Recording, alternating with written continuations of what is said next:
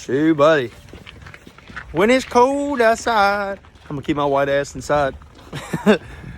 Welcome back to the channel. If you don't know me, my name is Gavin. And I built some fucking cool shit.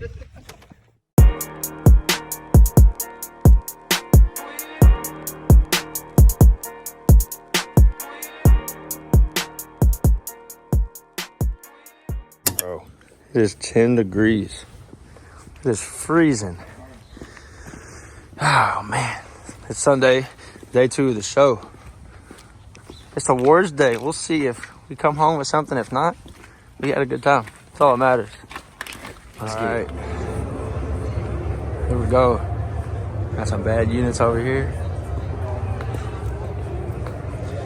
What's up, dude? What's up? Battery smoked on this thing because I left the lights on yesterday. You know it. My can is dead. The battery's dead on the truck. But you know what? It's still pimping though, so I ain't even worried about it. But got my boy Camden over here. I'll show you guys around a little bit. I'm quizzing you. What kind of car is this? Welcome to the front. There's a what? No, you can't. You cheated. You cheated. You cheated. All right, what kind of car is this? That one's an Impala. No, this. I know. I'm thinking so it's good. I don't know.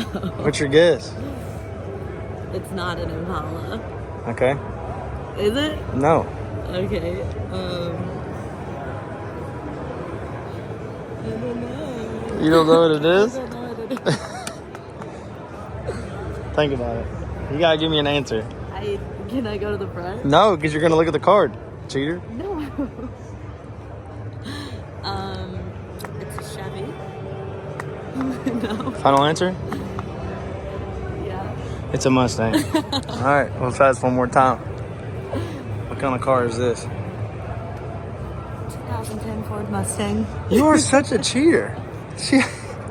Such a cheater. Okay. All right. So, got my man LD over here at Derby City Pizza. Y'all see this car right now. We're hopefully potentially going to be doing some work to it, putting on like lighting and rock lights and all that type of stuff because he wants to kind of, you know, jazz it up a little bit, get it even more, you know, able to see quite easily. So check them out at Derby City Pizza. But you know, there's some cool stuff here, man. It's kind of one of them things that like a lot of new stuff, a lot of regular stuff that we see quite often, but it's always just a good time, you know, with it being earlier in the year that we, you know, have a show that we can come and hang out at and kind of kick off the car show scene for the year. Kind of cool right here.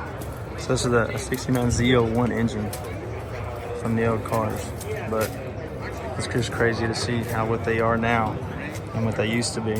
But it's pretty cool. Some of y'all that kind of don't really know the background and everything. Oh hell, what's up, boy? So like my background, man, is I grew up with my parents, my dad and my grandpa and my brother. My family's, I meant to say, building cars and buying cars and just building them from the ground up. You know, full. I guess I wouldn't really say full off, frame off builds, but kind of more like the typical, you know, buy a car that's all beat up and gone to crap and building it from the ground up. So I've pretty much known it my whole life and been around it my whole life. So it's kind of cool to kind of carry the legacy over and do my own thing. Bad dudes. Was there a 30? They got one out there in like the Coliseum where a bunch of, you know, badass cars and stuff like that. There's one out there that's got a 34 on it. But these things are pretty sweet. The class I'm in is in 4x4 88, 1988 and up. And these Jeeps and all the people that are with them are all in my class too. So I'm kind of competing against these people. I wasn't gonna put my truck in competition, but I kind of got my arm twisted, so I had to basically run with it. There's a truck, another white Duramax. It's pretty slick. Same kind of concept of all white. I'll show you guys here. It's by far on my top 3 list, hands down. Grand National is something I've always wanted to own or build and all that type of stuff. But this dude right here is killer. Just clean and simple. taken care of and all that stuff, man. The small accents of the chrome and everything like that. It just looks like it's just a nice car. It's even got a cage in it, kind of like an autocross car, I guess you would say. But man, it's super, super cool. This right here, this is my #1 pick right here. 64 bubble top. It's a bad dude. You got the Riddler winter car over there. If you don't know anything about that, the Riddler winter, it's a whole spill. But I mean, this sucker is just beautiful. Perfect colors. Get a nice wheel. I mean, it looks damn good. And that bitch got a LT4 in it. Whoever built it, man, they killed this car. Here we go. You got the 2020 Riddler winner. It's a bad piece right here. If you don't know anything about the Riddler winner, you can look it up, but mainly it's pretty much cars that are, you know, built to the extreme, man. Every attention to detail. I mean, everything is, you know, touched. Nothing goes without touch. Every detail, all that stuff. But this, basically the whole Riddler rundown is, you know, people build these cars, spend all this money and build these cars and, you know, to compete. Take it to shows, and I think it's like based off a point system. I might be wrong, but it's based off like a point system for the running up to the grade 8. And then the grade 8 comes down to 8 cars, obviously, that were built to the standards. And I think, you know, it has the most points and whatnot. Let's see, this started in 64, and this is from 2020. So, but they compete, and it comes down to the grade 8. And the grade 8 basically is, you know, picked right there at the show in Detroit. And if I'm right to say this, they have to keep the car unseen, no pictures, no nothing, and then they reveal it at the show in Detroit, and that's when it's getting picked, you know, for who's the Riddler winner. But it's a beautiful car. I mean, everything's polished. I mean, it's a bad dude. Another thing that's kind of cool. I'm not really trying to, you know, break down the whole show, but just show you guys some of the things that I just think's, you know, super cool. And growing up from my dad and my family, and just being around the whole car scene, just something that's, you know, into my taste.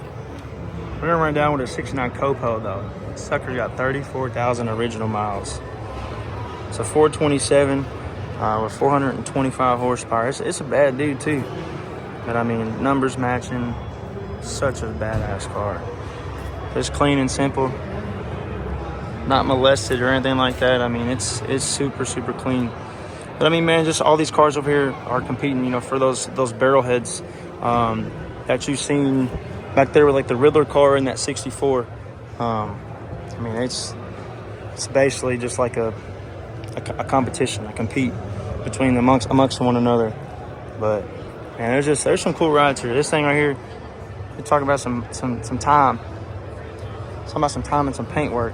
I mean, everything engraved, flake out the ass. I mean, this sucker goes without notice on anything. It's pretty sweet, man. Pretty sweet. Even on the back panel for the Bel Air or whatever would have been a 57. That's all engraved and all touched and all that stuff, man. There's some time and some money in this car. All right, guys. So pretty much wrapping up the awards situation. I ended up bringing home 3rd place out of all the trucks and whatnot. My boy Camden ended up bringing home 2nd or 1st. I think it was a class winner. It was a white Duramax. I'm pretty sure they got 1st. I can't remember. But at the jump, I wasn't gonna put the truck into the show. It was mainly kind of just like an advertised thing for the lighting company, installs and stuff like that. But I kind of got my arm twisted, so I had to put it in. But we ended up going home with some hardware and all that good stuff. Next time, we ain't taking no 3rd place. We coming back stronger. I can guarantee that. Because I ain't settling for 3rd. I can tell you that right now.